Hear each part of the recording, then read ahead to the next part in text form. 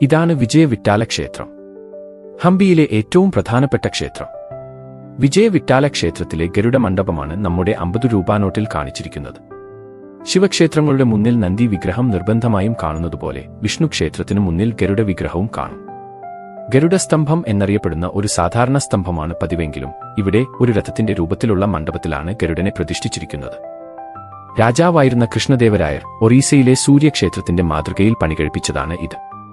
ഉള്ളിൽ ഉണ്ടായിരുന്ന ഗരുഡനെയൊക്കെ പണ്ടേ തല്ലിപ്പൊട്ടിച്ചു കളഞ്ഞിരിക്കുന്നു. ഈ മണ്ഡപത്തിന്റെ കൽചക്രങ്ങൾ തിരിക്കാൻ കഴിയും. വരുന്നവരും പോകുന്നവരും തിരിച്ചുനോക്കി നശിപ്പിക്കാൻ തുടങ്ങിയപ്പോൾ അത് തിരിക്കാൻ പറ്റാത്ത വിധമാക്കി. ഇപ്പോൾ ചുറ്റും വേലിയും കെട്ടി. ബ്രിട്ടീഷ് ഈസ്റ്റ് ഇന്ത്യ കമ്പനിയുടെ ഒരു ഉദ്യോഗസ്ഥനായിരുന്നു കേണൽ അലക്സാണ്ടർ ഗ്രീൻലോ. 1856 അദ്ദേഹമാണ് നശിപ്പിക്കപ്പെട്ട ഹംപിയുടെ ചിത്രങ്ങൾ ആദ്യമായി എടുക്കുന്നത്. മെഴുകുപുരട്ടിയ കടലാസിൽ നെഗറ്റീവുകൾ പതിപ്പിക്കുന്ന കാലോ ടൈപ്പ് എന്ന ഒരു ഫോട്ടോഗ്രാഫി രീതിയിലൂടെ അദ്ദേഹം എടുത്ത ചിത്രങ്ങൾ 100 വർഷത്തോളം പുറം ലോകം കണ്ടില്ല. പിന്നീട് 1980കളിലാണ് അമേരിക്കയിൽ ഒരു സ്വകാര്യ ശേഖരത്തിൽ നിന്ന് ഈ നെഗറ്റീവുകൾ കണ്ടെത്തുന്നത്. കേണൽ അലക്സാണ്ടർ ഗ്രീൻലോ 1856 എടുത്ത ഗരുഡ മണ്ഡപത്തിന്റെ ചിത്രം നോക്കൂ. കാടുകയറി കിടക്കുന്ന ആ മണ്ഡപത്തിനു മുകളിൽ ഒരു ഇഷ്ടികക്കെട്ടുകൂടി ഉണ്ടായിരുന്നു. ജീർണാവസ്ഥയിലായ അത് മൊത്തം സ്ട്രക്ചറും തകർന്നു വീഴാൻ ഇടയാക്കും എന്നതുകൊണ്ട് പിന്നീട് പൊളിച്ചു മാറ്റുകയായിരുന്നു.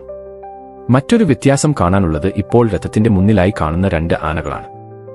അവിടെ ശരിക്കുമുണ്ടായിരുന്ന തകർത്തുകളഞ്ഞ കുതിരകൾക്കു പകരം ആ ആനകളെ വേറെ എവിടെ നിന്നോ കൊണ്ടുവന്ന് അവിടെ സ്ഥാപിച്ചതാണ്. 1856 ചിത്രത്തിൽ ആനകളില്ല. ഇതെല്ലാം ബ്രിട്ടീഷുകാരുടെ കാലത്ത് 20ാം നൂറ്റാണ്ടിന്റെ തുടക്കത്തിൽ തന്നെ സംഭവിച്ചിരിക്കണം.